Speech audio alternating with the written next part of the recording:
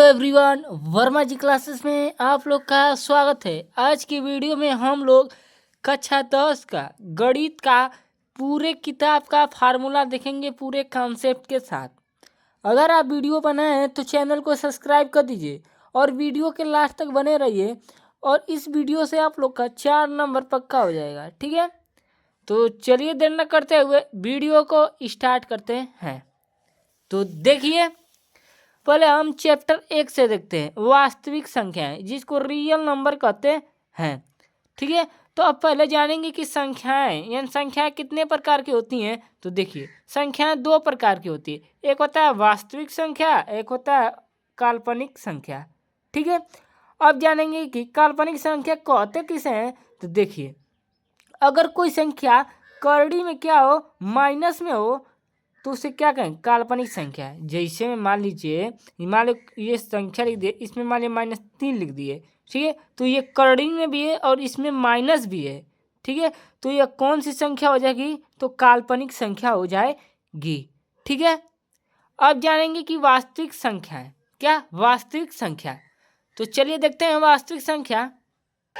तो देखिए, ये दो प्रकार की होती हैं, एक होता है परिमेय संख्या, एक होता है अपरिमेय संख्या, ठीक है। तो देखिए, परिमेय संख्या किसे कहते हैं, यानी वे संख्या जिसको जिसको p बटे q के रूप में लिखा जा सकता है, उसे क्या कहेंगे, परिमेय संख्या कहेंगे, ठीक है।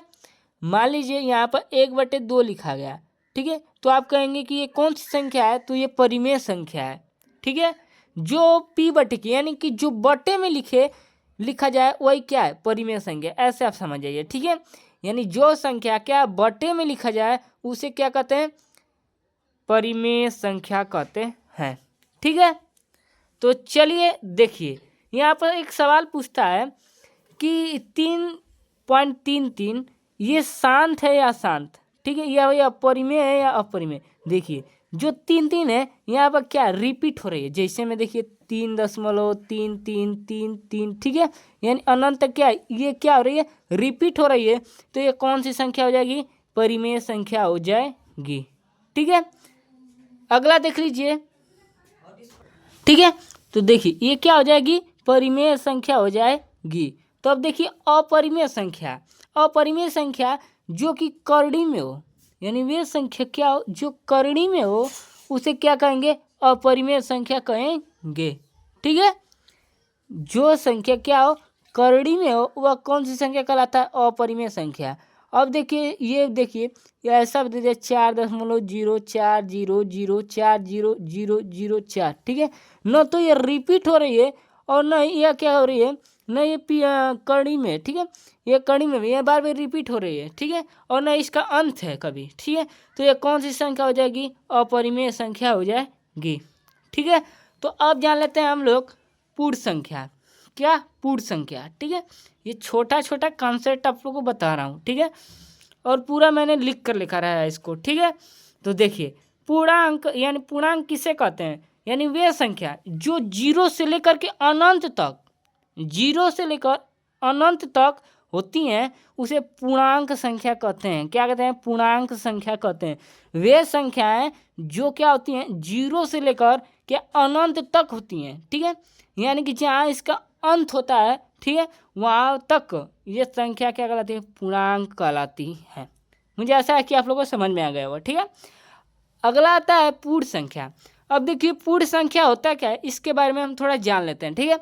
तो देखिए, यानी वे संख्याएं जो जीरो से स्टार्ट होती हैं और पूरे अनंत तक जाती हैं, उसको पूर्ण संख्या कहते हैं। क्या कहते हैं, पूर्ण संख्या, ठीक है। अब अगला आता है प्राकृतिक संख्या। देखिए, जो प्राकृतिक संख्या होता है ना, वे एक से स्टार्ट होती हैं, न कि जीरो से स्टार्ट होती हैं, ठीक है, न कि जीरो से स्टार्ट होती हैं। वे कहाँ से स्टार्ट होती हैं, एक से स्टार्ट होती हैं और अनंत तक जाती हैं, उसे प्राकृतिक संख्या कहते हैं, ठीक है।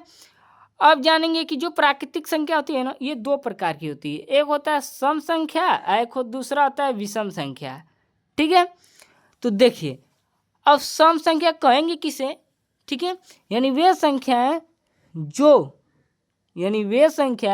जो किसी संख्या को क्या विभाजित कर देती है, वे क्या सम संख्या है। देखिए, ये दो है ना, दो, अगर मान लीजिए ये मान लीजिए हम अगर 4 में 2 से भाग दे रहे हैं तो देखिए ये क्या हो जाएगी, इसको कटा देगी, ठीक है, इसको क्या कर देगी, कटा देगी। तो ये क्या है, सम संख्या है, ठीक है, ये क्या है, सम संख्या है, ठीक है। तो अगला देख लीजिए आप लोग, अगला देख लीजिए विषम संख्या, तो यानी वे संख्या जो खुद से कटती हैं, जो खुद से और एक से कटती हैं वे विषम संख्या कहलाती हैं। आप ही बताइए, आप ही बताइए कि जो 7 है यह किसी संख्या से कट सकता है? आप कहेंगे कि एक से कट सकता है। तो मैंने बताया कि ये संख्या जो विषम संख्याएं होती हैं ये एक से कटेंगी या स्वयं से कटेंगी। ये जो 7 है ना, ये 7 से ही कटेगा या एक से कटेगा। तो ये संख्या क्या है, विषम संख्या है, ठीक है। तो अब जानेंगे अभाज्य संख्या।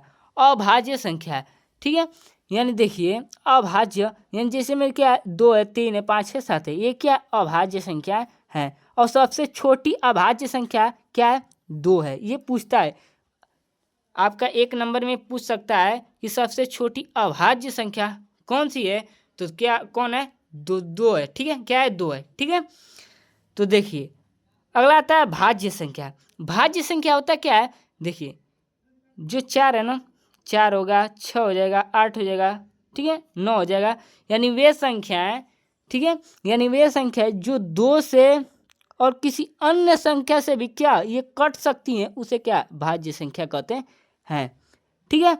अब जानेंगे कि अभाज्य संख्या है क्या, अभाज्य संख्या है यानी वे संख्याएं जिनका, देखिए ध्यान से सुनिएगा, वे संख्याएं जिनका जो HCF है जिसको महत्तम समापवर्तक कहते हैं उसका जो HCF है ना क्या एक आए, एक आए तो वह क्या होता है, 100 अभाज्य संख्या होती है। ये जोड़े में होती हैं, ठीक है, ये जोड़े में होती हैं, ठीक है। अब मान लीजिए कि ये 5 और 15 है, 5 और 15 है, ठीक है। देखिए अगर 5 का हम लोग HCF निकालेंगे 5 और 15 का तो कितना आ जाएगा, 5 आ जाएगा। देखिए ये 5 हो गया, 5 और 15 का जो गुणनखंड करेंगे 3 गुणे 5, इसमें 5 5 मिल रहा है, ठीक है। तो ये इसका HCF क्या हो जाएगा, 5 हो जाएगा, ठीक है, क्या हो जाएगा, 5 हो जाएगा। तो मैंने बताया कि अभाज्य संख्या वही होगी जिसमें क्या उसके HCF एक है, ठीक है।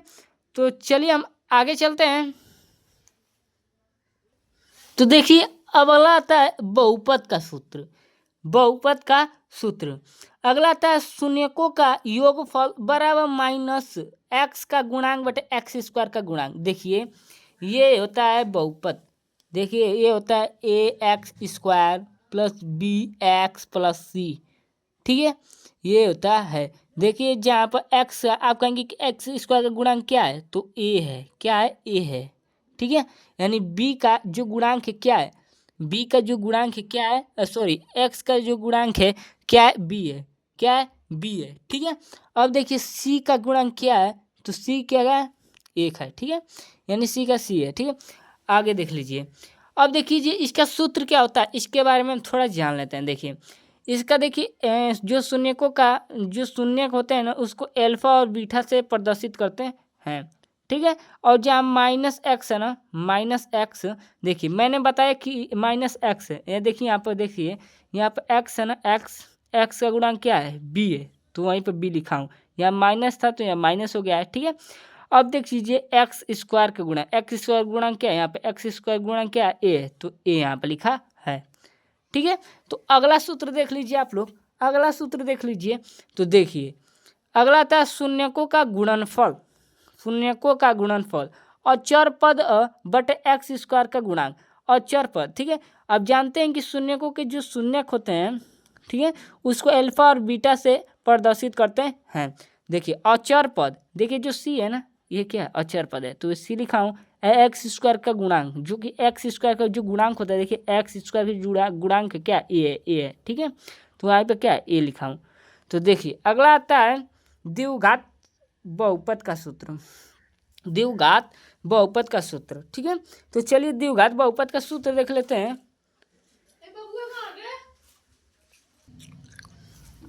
देखिए यहाँ द्विघात बहुपद, देखिए द्विघात बहुपद का क्या होता है सूत्र, x² - शून्यकों का क्या योगफल और प्लस क्या शून्यकों का गुणनफल, ठीक है।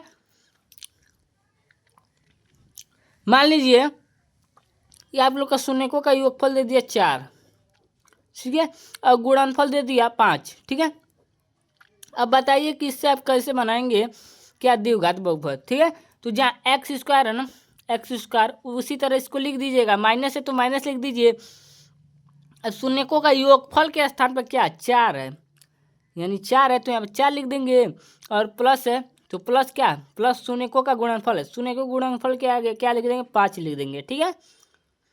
तो ये द्विघात बहुपद बन जाएगा। देखिए ऐसे हो जाएगा, एक्स स्क्वायर माइनस 4x, ठीक है, और प्लस है तो प्लस लिख दीजिए, और 5, ये बन गया क्या द्विघात बहुपद का, ठीक है, द्विघात बहुपद। आगे देख लीजिए, आगे देख लीजिए चैप्टर 3 है, ठीक है।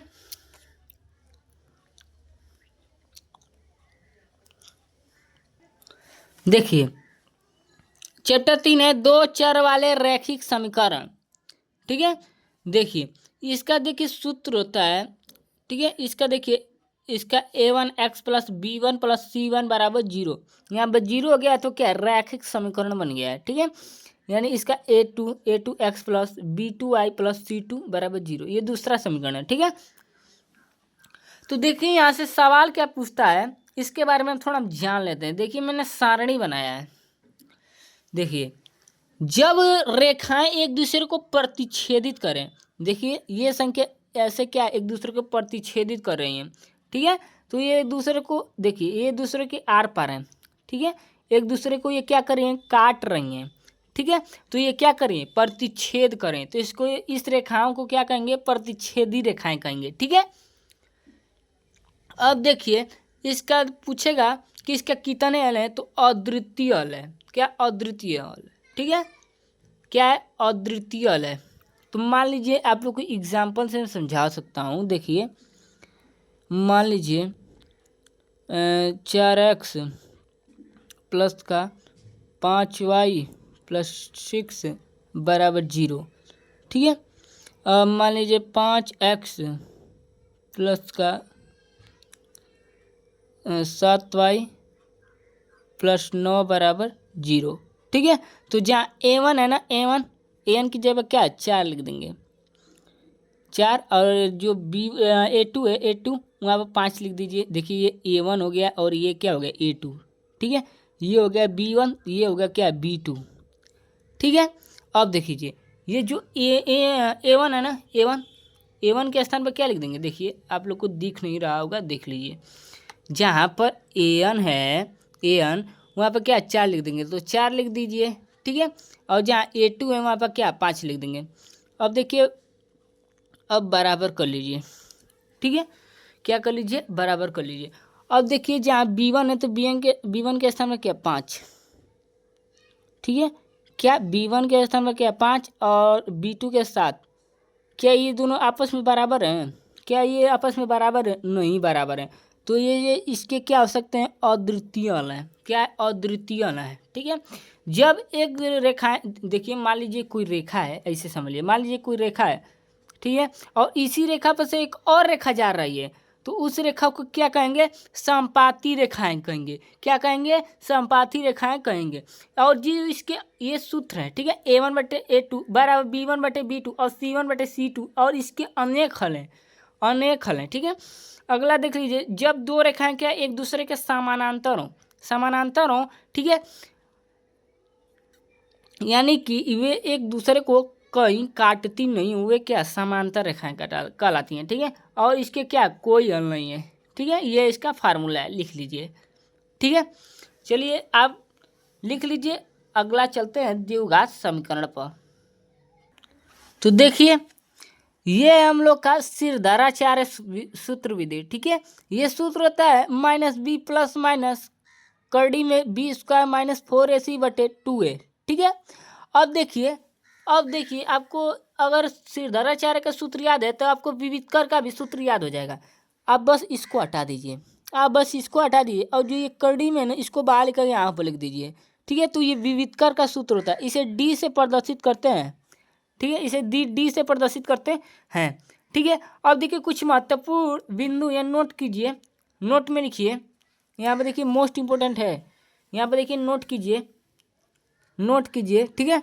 नोट में लिखिए अगर डी यानी विविधकर का मान क्या हो, बड़ा हो जीरो से, ठीक है, अर्थात क्या हो, धनात्मक हो, क्या हो, धनात्मक हो, तो मूल वास्तविक होंगे और असमान होंगे, ठीक है। अगर डी का मान जीरो के बराबर है तो क्या होगा, क्या होगा, जो मूल होगा वह वास्तविक होगा, समान होगा और ठीक है। अगला देख लीजिए, अगला है कि अगर डी का मान जीरो से क्या छोटा हो, ठीक है, क्या हो, जीरो से छोटा या अर्थात क्या है, ऋणात्मक हो, माइनस में हो, ठीक है, मूल जो विविधकर का मान हो वो क्या हो, माइनस में हो, तो वो जो मूल होंगे ना क्या होंगे, काल्पनिक होंगे, क्या होंगे, काल्पनिक होंगे, ठीक है। तो देख लीजिए, अब चलिए चलते हैं समानांतर श्रेणियाँ, ठीक है, चलिए चलते हैं। तो देखिए समानांतर श्रेणियाँ होती क्या है इसके बारे में हम जान लेते हैं। तो देखिए जो एनवा पद होता है ना, एनवा पद, इसको एन से प्रदर्शित करते हैं और इसका सूत्र होता है ए प्लस कोष्टक में n-1 और डी, ठीक है। आप पूछेंगे कि ए क्या है, तो ए क्या है, प्रथम पद है, क्या है, प्रथम पद है, ठीक है, क्या है, ए प्रथम पद है, ठीक है, क्या है, प्रथम पद है। अब देखिए जो प्रथम पद है ना, प्रथम पद है, ठीक है। आप देख लीजिए कि एग्जाम्पल से समझ लीजिए, ऐसे आप एक एग्जाम्पल से समझ लीजिए, ऐसे देखिए, मान लीजिए 2 4 दे दिया है, 6 दे दिया, 8, इसी तरह से 12 तक दे दिया, ठीक है। अब इसमें पूछा कि पहला पद क्या होगा, तो जो पहला है ना, पहला जो अंक अक्षर है, ठीक है, यानी जो अंक है, ठीक है, यही क्या होगा, प्रथम पद होगा, यानी क्या होगा, प्रथम पद, प्रथम पद क्या होगा, 2 होगा, ठीक है। और जो डी है ना, डी क्या है, सर्वांतर है, ठीक है, सर्वांतर है। अब सर्वांतर कहेंगे कैसे निकाला जाता है, तो देखिए ये जो 4 है ना, अगर 4 में से 2 माइनस करेंगे, यानी 4 में से अगर 2 माइनस करेंगे तो 2 बचेगा, यानी दूसरी संख्या में से जो पहली संख्या उसे घटा देंगे तो हम लोग का सर्वांतर क्या निकल आएगा, ठीक है। तो देखिए अगला था n पदों का योगफल। तो n पदों का जो योगफल होता है ना, उसको Sn से प्रदर्शित करते हैं। इसका सूत्र होता है n/2 कोष्टक में 2a प्लस का कोष्टक में n-1 और d कोष्टक बंद, ठीक है। ये होता है क्या, n पदों का योगफल का सूत्र, ठीक है। n पदों का योगफल का एक और सूत्र होता है ये वाला, ठीक है। जब इसमें देखिए, इसमें और इसमें अंतर क्या है, क्योंकि इसमें जो अंतिम पद है ना ये दिया होता है, n पदों का योगफल क्या, एनवा जो पद होता है उसका मान यहाँ पर दिया होता है, ठीक है। देखिए इसका सूत्र होता है n बराबर n/2 और कोष्टक में a प्लस का an, ठीक है, ये होता है। तो आज के वीडियो में इतना ही, अगले वीडियो में, ठीक है, हम लोग जितने भी सूत्र बचे हैं उसको देख लेंगे, ठीक है। अगर वीडियो पसंद आई हो तो चैनल को सब्सक्राइब कर दीजिए। तब तक के लिए धन्यवाद।